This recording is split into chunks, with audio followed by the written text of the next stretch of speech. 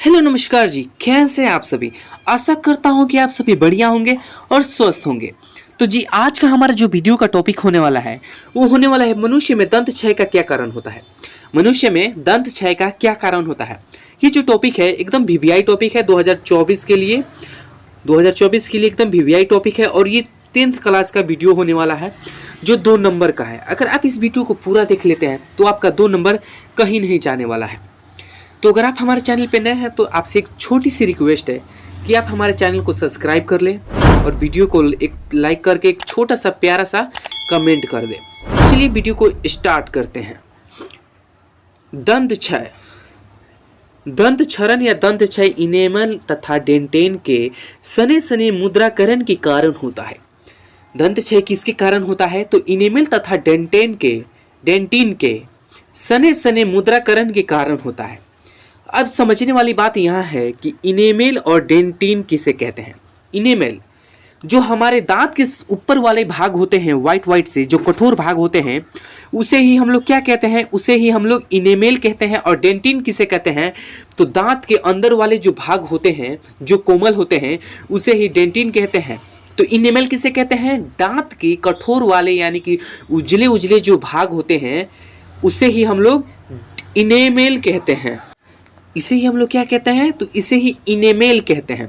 अब डेंटिन किसे कहते हैं तो दांत के जो अंदर वाले भाग होते हैं जो नाजुक होते हैं, कोमल होते हैं, उसे ही डेंटिन कहते हैं। अब सने सने का मतलब हो गया धीरे धीरे, अमुद्राकरण के मतलब हो गया कि हल्का हल्का टूट टूट के गिरना या खदरना, जिसे आम भाषा में हम लोग खदरना बोलते हैं, मतलब खदर जाना यानी कि धीरे धीरे उसका टुकड़ा होकर गिरना।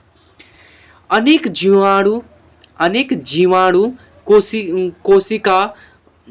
जीवाणु कोशिका खाद्य कणों के साथ मिलकर दांतों पर चिपक कर दांत पलक बना लेते हैं। यानी कि अनेक जो जीवाणु है जो हमारे वायु में उपस्थित हैं या कहीं कहीं बासी खाना होता है उसमें भी जीवाणु पनक उगता है, तो हमारे खाद्य पदार्थ में भी क्या जीवाणु पनक, बसिया खाना जो होते हैं उसमें, तो वो मतलब कि पूरे जीवाणु मिलकर क्या कर लेते हैं तो दांत पे चिपक जाते हैं और दंत पलक बना लेते हैं। क्या बना लेते हैं, दंत पलक बना लेते हैं। अब दंत पलक कैसे आप पहचानेंगे, किसी व्यक्ति के आप दांत में देखिएगा तो पीला पीला सा हो जाएगा, उसे ही हम लोग दंत पलक कहते हैं। पलक दंत को ढक लेता है, यानी कि दंत पलक जो है वो पूरे तरह से दांत को क्या कर लेता है, ढक लेता है। दंत पलक पूरे तरह से दांत को ढक लेता है।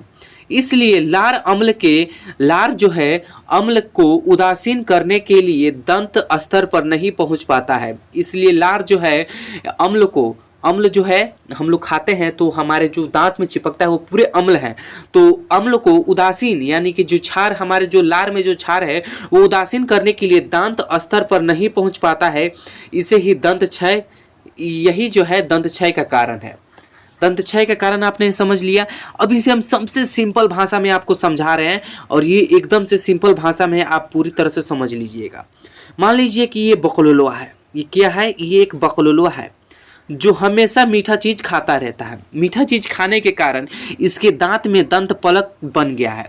अब इसके दांत में जीवाणु जो है वो खाद्य कणों के साथ मिलकर दंत पलक बना लिए हैं। इसके दांत पूरा पीला हो गया है। अब इसे कैसे पता करेंगे मतलब कि दंत क्षय हुआ है, तो जो जीवाणु है उसे सने सने यानी कि धीरे धीरे इसके दांत को कमजोर करना शुरू करेंगे और इसके दांत पूरी तरह से पीला हो जाएगा। और जो इसके दांत में जो लार है, लार में उपस्थित जो इसके क्षार है ना, वो इसके अम्ल जो पूरे मतलब कि अम्ल जो दांत में जिसका भी इसका अम्ल है वो क्षार वहां पे तक नहीं पहुंच पाएगा लार की सहायता से और इसका दांत टूट के गिरने लगेगा, इसका दांत क्षय हो जाएगा। इतने आसान भाषा में आपको हमने समझा दिया। आई होप कि ये वीडियो आपको समझ में आया होगा। अगर समझ में आया होगा तो चैनल को जरूर सब्सक्राइब करिएगा और वीडियो को जरूर लाइक कीजिएगा और प्यारा सा कमेंट जरूर कीजिएगा। चलिए मिलते हैं नेक्स्ट वीडियो में, तब तक के लिए जय हिंद, जय भारत, वंदे मातरम।